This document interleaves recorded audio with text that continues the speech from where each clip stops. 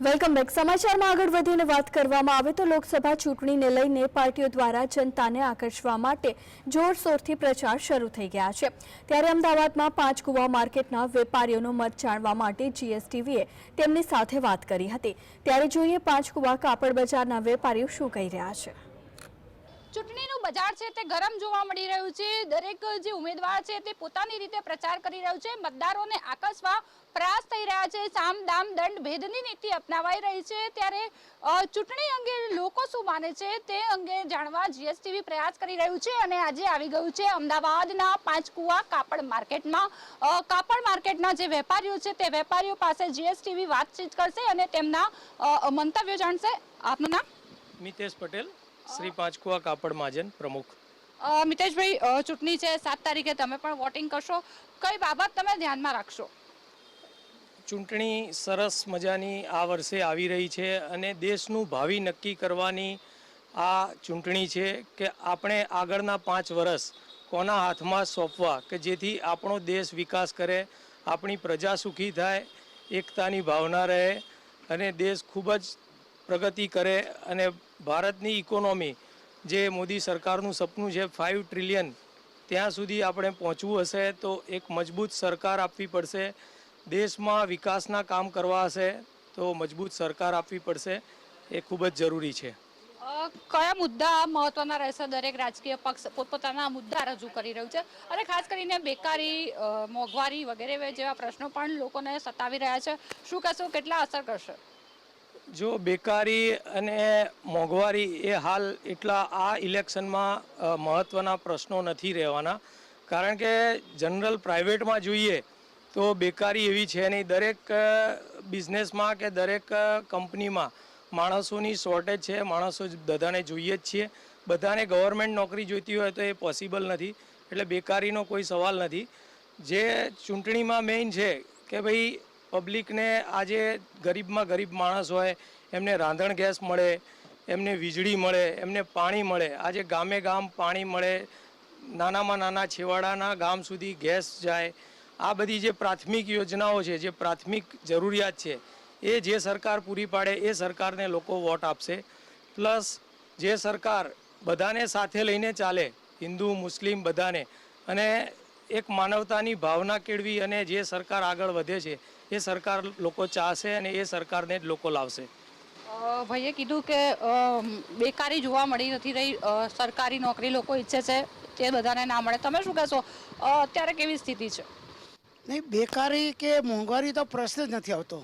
એનું કારણ એ છે, અમે જો બજારમાં ફરીએ છીએ, કોઈ પણ માણસ કોઈ પણ સેક્ટરમાં માણસો કોઈ મળતા નથી। નહીં મળવાનું કારણ એ છે કે બધાની પાસે જોબ છે, પ્રાઇવેટ જોબ હોય કે સરકારી જોબ, બધાની પાસે જોબ છે। બીજી વાત વેપાર ઘણા સારા છે ને સરકાર, પહેલી વસ્તુ એવી સરકાર જોઈએ જે જીવનની સેફટી આપે। આપણા જીવનની સેફટી આવે, વાતાવરણ શાંત રહે। 2002 પછી કોઈ ગુજરાતમાં ધમાલો થયા નથી। અચ્છા, લોકસભા ઇલેક્શન એવું છે કે દેશનું ભાવિ નક્કી કરે છે।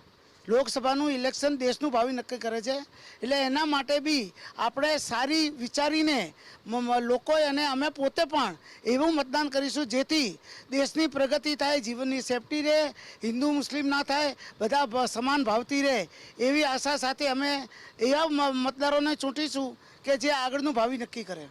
જે રીતે અત્યારે સામ દામ દંડ ભેદની નીતિ અપનાવાઈ રહી છે દરેક રાજકીય પક્ષ, એક પ્રકારનું કહી શકાય કે રાજકારણ રમાઈ રહ્યું છે, રાજકારણમાં જ શું કહેશો? નહીં, એવું કંઈ નથી। જે વિરોધ પક્ષ કે પક્ષવાળા ગમે તે બેફામ બોલતા હોય, એમની બેફામ બોલવા પર તો કંટ્રોલ હોવો જોઈએ।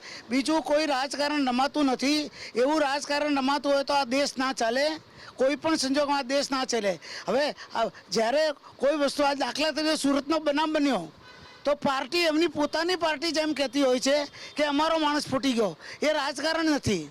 એમાં શું થઈ શકે? એમાં બીજા પર આરોપ એટલે કેટલું વ્યાજબી છે? તમારી જોડે આવવા માંગીશ, તમે શું હિસ્સો, કાપડના વેપારી છો, કાપડ માર્કેટમાં કામ કરો છો, કયા પ્રકારના મુદ્દા તમે ધ્યાનમાં રાખશો? એકચ્યુઅલી આ ઇલેક્શન, આ ચૂંટણી લોકશાહીનો મોટો પર્વ છે આપણા ભારત દેશ માટે, અને હમણાંના જે બી નેતાઓ બેઠેલા છે એ બધું પરફેક્ટ કરી રહ્યા છે। અમારી દૃષ્ટિએ કોઈ બી પ્રોબ્લેમ નથી. વેપારમાં હોય કે જનજીવનમાં હોય, મોંઘવારી તો પોતાની રીતે વધતી હોય, ઓછી થતી હોય અને બધાને લાગે કે મોંઘું થઈ ગયું છે તો બી લોકો લે જ છે ને, મોંઘું થઈ ગયું છે તો બી. તો એવી કોઈ મોંઘવારીનો કોઈ વિષય નથી, બિઝનેસમાં કોઈ તકલીફ નથી. અને જેવી રીતે હમણાં થોડાક દિવસો અગાઉ દેશ રામમય બની ગયો હતો, તો હમણાં દેશ મોદીમય છે. તમે કહો છો મોંઘવારી નથી, તો પછી લોકો આત્મહત્યા પણ કરી રહ્યા છે મોંઘવારીને, એટલે જીવન નિર્વાહ નહીં થવાને કારણે ગૃહિણીઓ પણ બૂમો પાડી રહી છે, તો તેનું શું કારણ? 140 કરોડની પ્રજા છે આપણા દેશમાં, તો એમાં આત્મહત્યાની કેટલી ટકાવારી છે? આપ લોકો આવી રીતે બૂમાબૂમ કરો છો કે આત્મહત્યાઓ થઈ રહી છે, તો 140 કરોડની પ્રજાની સામે કેટલા સુસાઇડ થાય છે એ નોંધ કરો. 0.00 જ રિઝલ્ટ આવશે. એ કોઈ મોટો વિષય નથી. કઈ રીતની ચૂંટણી યોજાશે, શું રહેશે? આપણે ભૂતકાળમાં જેટલી ચૂંટણીઓ આપણે જોઈ છે એની સામે આપણે ભારતીય લોકશાહી છે પરિપક્વ થઈ છે, મેચ્યોર થઈ છે, એ આપણે ખુલ્લી આંખથી જોઈ શકીએ છીએ.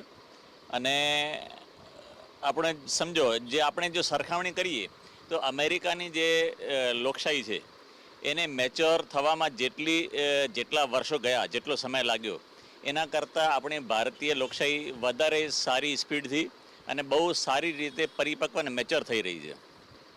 આપણે દુનિયાના વેસ્ટર્ન કલ્ચર, યુરોપ અને અમેરિકાની સરખામણી કરીએ તો ભારતની લોકશાહી વધારે સારી રીતે મેચ્યોરિટીથી આગળ વધી રહી છે.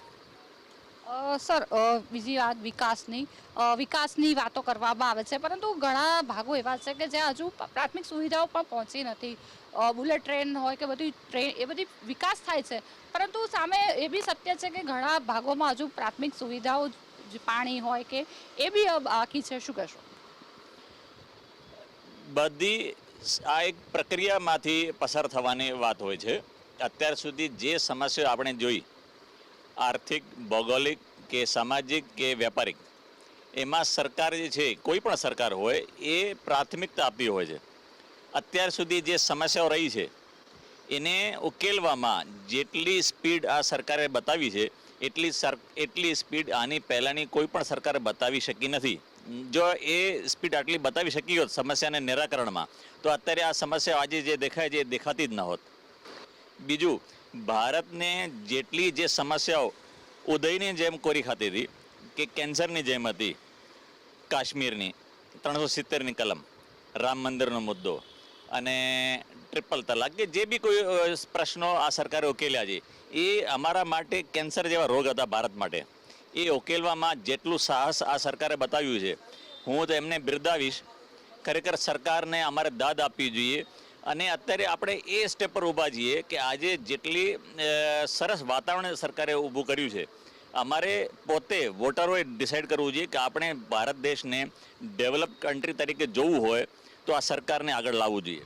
પણ સાથે દેવું પણ ખાસું એવું વધી રહ્યું છે લોકોના માથે, દેશનું દેવું વધી રહ્યું છે. મારા પોતાના વેપાર માટે જો એને વિકાસ કરવો હોય, વિકાસ કરવા માટે મારે થોડોક બોજો તો લેવો પડશે. એના વગર અને સમજો વિકાસ શક્ય નથી. તમે શું કહેશો?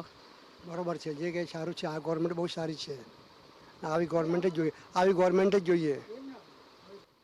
તો તમે જોયું, જે વેપારીઓ છે તે વેપારીઓ કહી રહ્યા છે કે જે મોંઘવારી છે, બેકારી છે, તે થોડા ઘણા અંશે જોવા મળે છે, પરંતુ સાથે સાથે જે વિકાસ છે તે વિકાસ પણ થઈ રહ્યો છે.